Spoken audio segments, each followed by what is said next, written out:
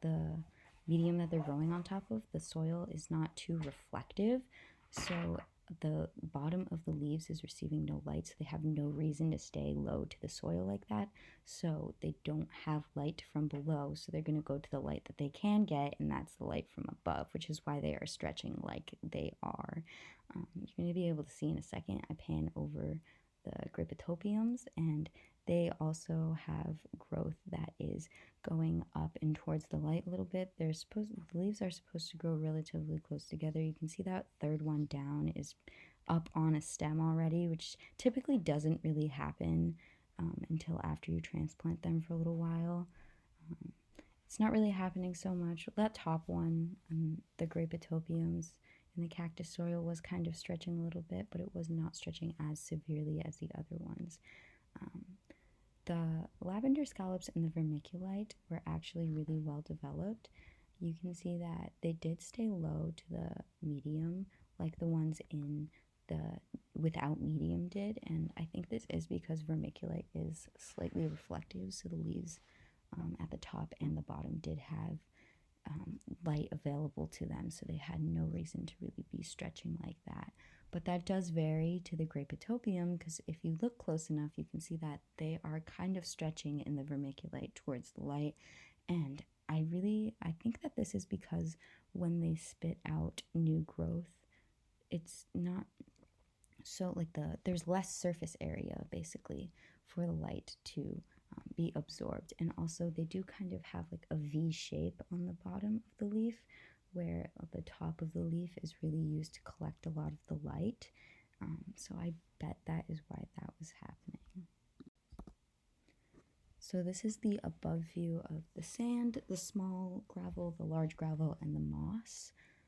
The results of the sand were relatively close to the vermiculite, especially for the lavender scallops, because you can see that they did stay pretty low to the ground. They were relatively green in color. They didn't do too much stretching for the light, which is pretty good.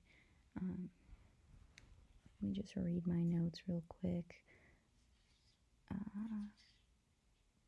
Yeah, so there was 3 out of 4 lavender scallops that ran pretty consistent with the ones in the tank that had vermiculite, and there was less signs of reaching for light.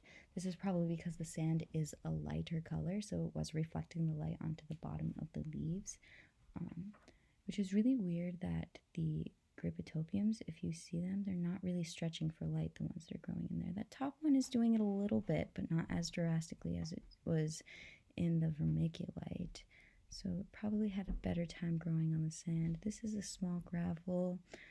The lavender scallops didn't do too bad there, but you can see there's only one mother coming out of each parent leaf, which typically the parent leaf will shoot out new development from each of those little kind of gaps between the smaller scallop shapes.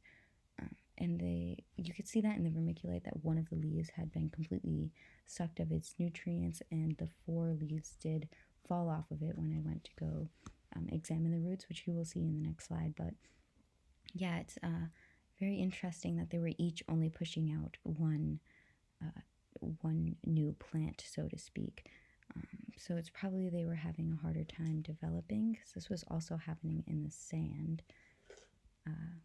Yeah, but the grapetopiums seem to do really well in the small gravel. You can see that they're not really stretching for light. The leaves are relatively close together. When they start to get that kind of clear depletion of color look, it means that the parent leaf is getting ready to break away from the new development or the new growth.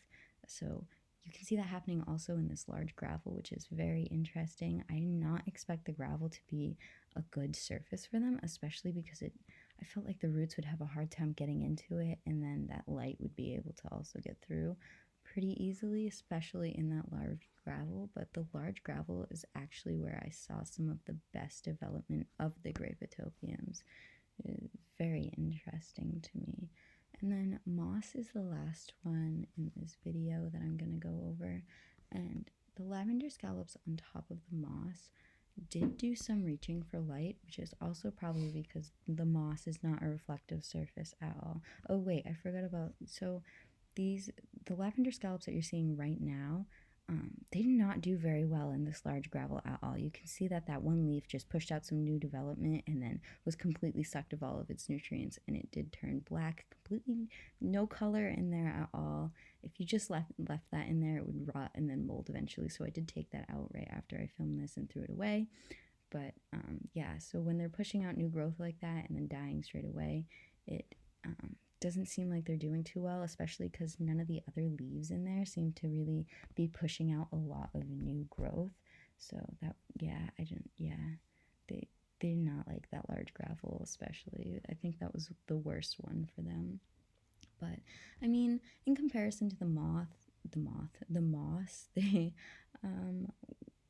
they were reaching for light in the moss, which is obviously not a good thing, because then there's just going to be like that uneven spacing in between the leaves.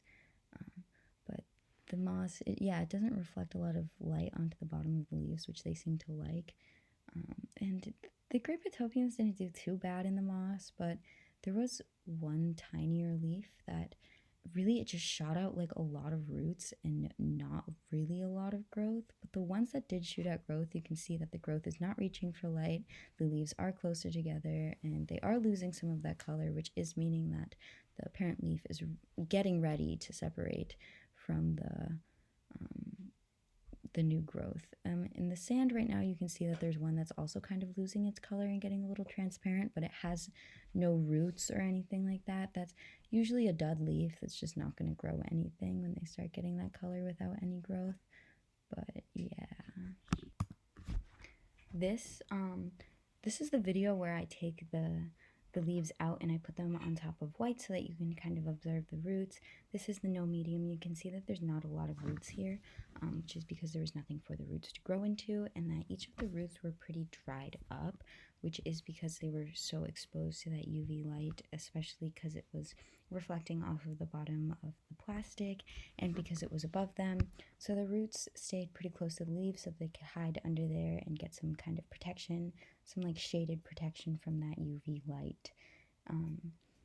The succulents in the regular potting soil, you can see that they push out some roots, but not as much as the succulents that were placed in the cactus soil. So the lavender scallops seem to be more developed than the grapetopium in the regular potting soil. The roots were longer and they were stronger than that of the grapetopium, who seemed to be kind of less durable when I pulled them out. They felt like they were easier to break than the roots of the lavender scallops.